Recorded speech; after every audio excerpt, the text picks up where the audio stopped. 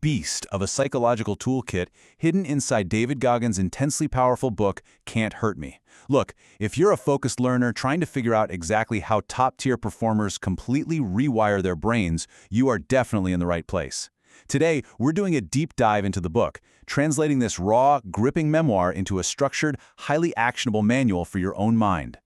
I want you to seriously ask yourself this question for a second. What if you are only living at 40% of your true capacity? Crazy thought, right? But today, we're analyzing the exact methods one man used to push way past that limit and completely transform his brain. Goggins actually argues that most of us are just wandering around like zombies.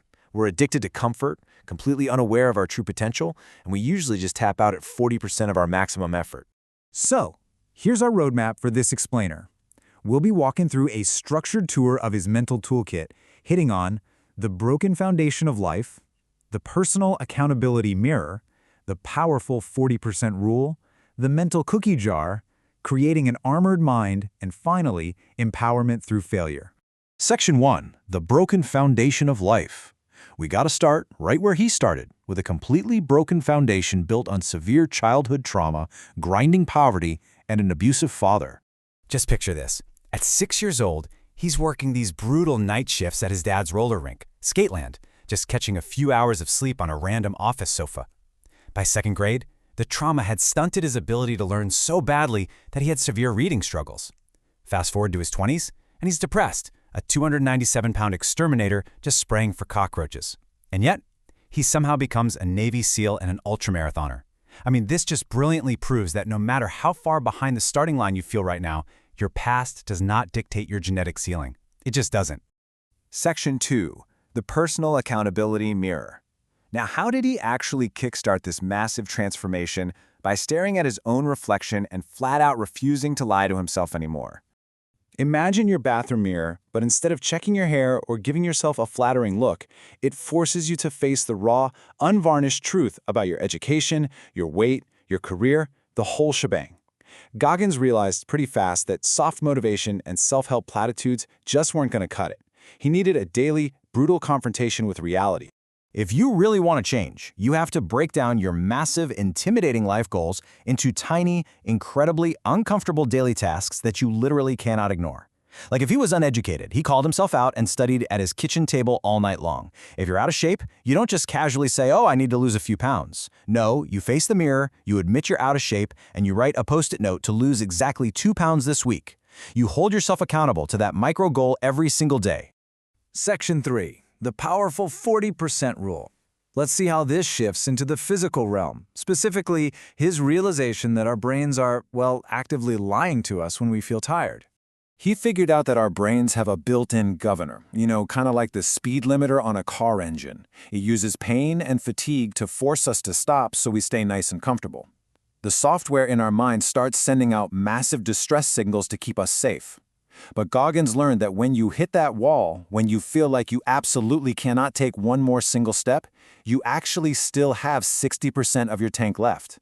To bypass this governor and to raise money for his fallen comrades, he pushed himself so insanely hard that his commanding officer wrote an official recommendation just to vouch for his unbelievable endurance, specifically to get him into the brutal Badwater 135 race. Think about that. His commander literally put his own reputation as a naval officer on the line, calling Goggins the best endurance athlete with the greatest mental toughness he had ever seen. And keep in mind, just to even qualify for this race, Goggins had to run 100 miles in 24 hours, a race he attempted with exactly 0 marathon training. 0. So here's the crucial point. Pushing past your 40% limit is not some cute little concept. It requires surviving very real, visceral pain. After running those 101 miles with no training, his foot was heavily blistered, just completely destroyed. During that run, his kidneys were actually failing, he was peeing blood, and his body was literally breaking down. But by completely refusing to quit, he stretched his pain tolerance and basically forced his brain's governor to accept a totally new reality. He unlocked that hidden 60%. Section 4. The mental cookie jar. Because when you are in that dark place, physically or mentally, you absolutely need a system to keep from quitting. Think of a literal mental cookie jar sitting in your brain. But instead of chocolate chips, it is stuffed full of your past triumphs and literally every hardship you have already survived. See, when your brain is screaming at you to stop, it focuses 100% on the current pain. You have to consciously remind it of your past victories to keep moving. So when your mind is begging you to tap out, you use this process. You dig into that jar, you remind yourself of who you are at your absolute best, and you hijack your brain's quitting mechanism. If you survived a terrible childhood, boom, that goes in the jar. If you passed a test you swore you were going to fail, in the jar. When you hit the wall, you pull out a cookie, taste that past victory, and you use that raw emotional energy to fuel your very next step. Section 5. Creating an armored mind. Consistently using that cookie jar and the 40% rule, it eventually leads to a permanent structural change in your character.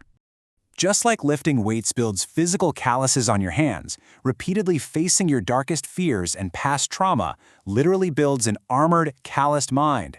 Goggins realized that to fix his broken foundation, he couldn't just run from his past. He had to accept his trauma, completely own it, and intentionally seek out really difficult tasks every single day to callous over his vulnerabilities.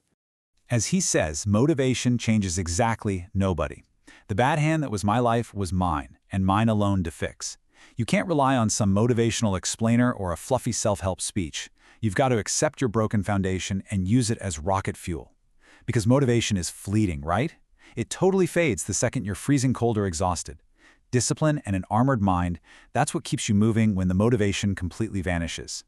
And this armored mind allowed him to excel in some of the most insanely dangerous environments on Earth. It even led to him receiving the Navy and Marine Corps Commendation Medal for his operations in Iraq. His mental callousing meant that in high-stress life-or-death situations, his brain didn't panic. It relied on the rock-solid discipline he had built through thousands of hours of intentional suffering. Section 6. Empowerment through failure. Because honestly, even with an armored mind, you are going to face massive defeats. Which brings us to the final and maybe the most vital tool in the kit.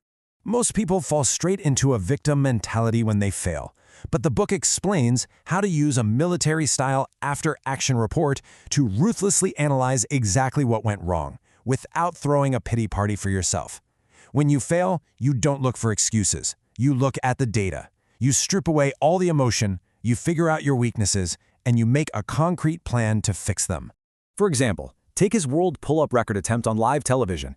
He hit 2,900 reps before his hands literally tore open right down to the nerves, forcing him to quit.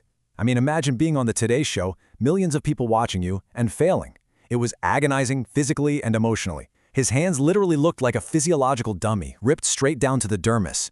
But because he used that failure to analyze his grip weakness, rather than just using it as an excuse to stop, he embodied his ultimate philosophy. There is no finish line in the war against yourself. He went back to the drawing board, did an after-action report, let his hands heal, totally changed his training, and eventually came back and broke the record. Life is a dynamic game. You are either getting better or you're getting worse. The work is never